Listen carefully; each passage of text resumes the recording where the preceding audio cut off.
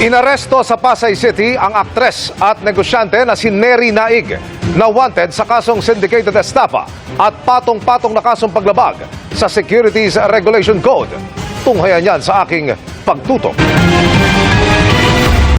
Nandito po ako para po ipaalam po ang warrant ng arrest. Sa videong ibinigay ng Southern Police District, nakablur na ang mukha ng babaeng inaresto pasado alas 2 ng hapon noong November 23 sa isang entrepreneur convention sa isang mall sa Pasay. Sa Facebook post ng SPD, hindi nila inilabas ang tunay na pangalan pero tinawag nila itong alias Erin, isang 41 taong gulang na aktres at businesswoman.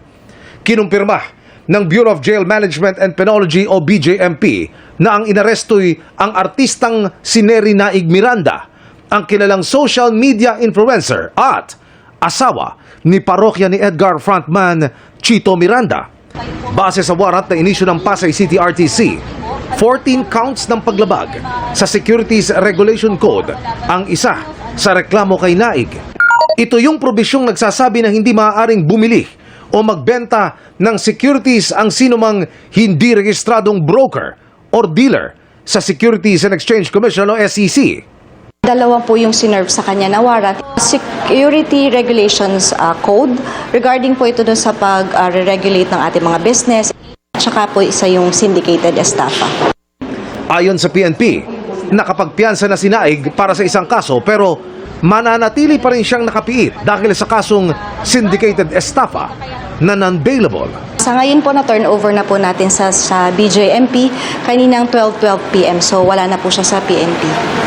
Patuloy naming sinusubukan na makuha ng pahayag si Neri at kanyang asawang si Chito. Para sa GMA Integrated News, Emil Sumangil, nakatutok, 24 oras. Samantala, dinepensahan ni Chito Miranda ang kanyang asawang si Neri Naig. Sa isang Facebook post, idiniin ni Miranda na hindi nanloko, nanlamang, kumuha at nanghingi ng pera kanino man ang kanyang asawa.